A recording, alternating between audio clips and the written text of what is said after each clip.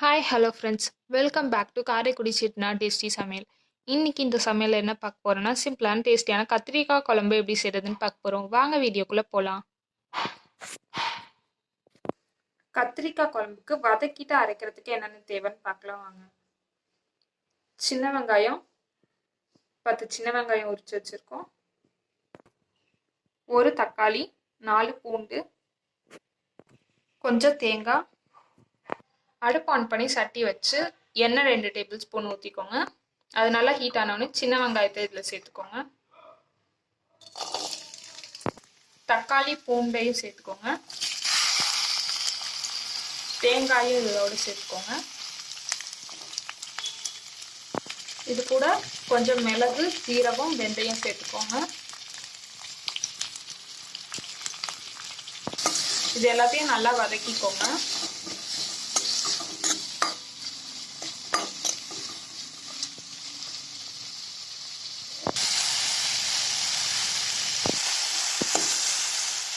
இது எல்லாம் நல்லா வதங்கிடுச்சு.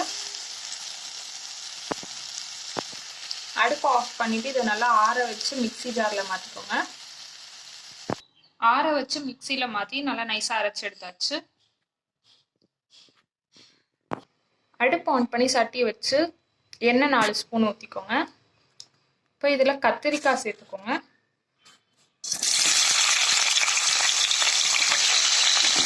கத்திரிக்காய் பாதி வேகிற அளவுக்கு எண்ணெயிலே நல்லா வதக்கி எடுத்துக்கோங்க.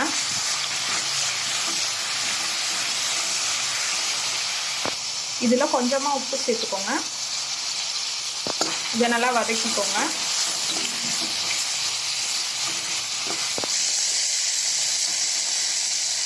கலர் மாற அளவு நல்லா வதங்கிடுச்சு.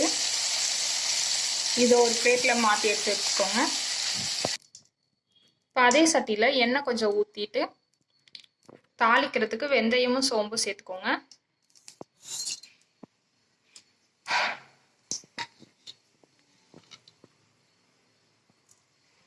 இது கூட வெங்காயம் சேர்த்துக்கோங்க.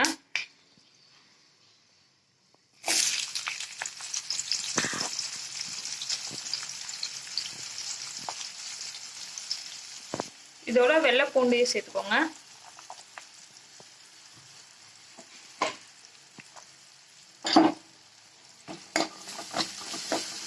இது ரெண்டுத்தையும் நல்லா வதக்கிக்கோங்க.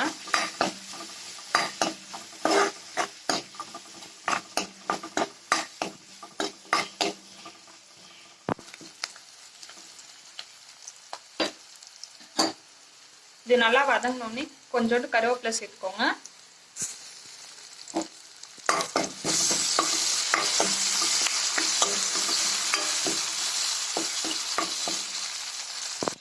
இதோட அரைச்சி வச்சது இதில் சேர்த்துக்கோங்க.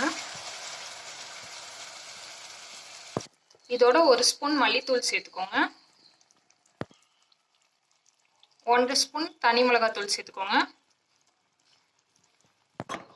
இது எல்லாத்தையும் நல்லா மிக்ஸ் பண்ணிக்கோங்க.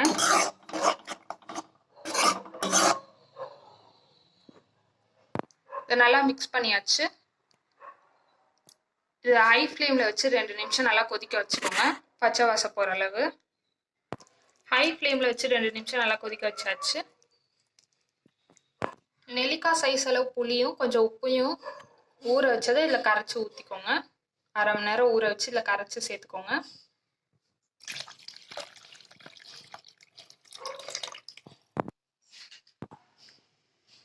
இதை ஹை ஃப்ளேமில் வச்சு 5 நிமிஷம் நல்லா கொதிக்க வச்சுக்கோங்க.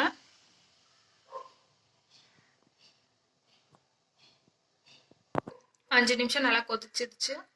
இதோட எண்ணெயில் வதக்கி வச்ச கத்திரிக்காய் இதில் சேர்த்துக்கோங்க.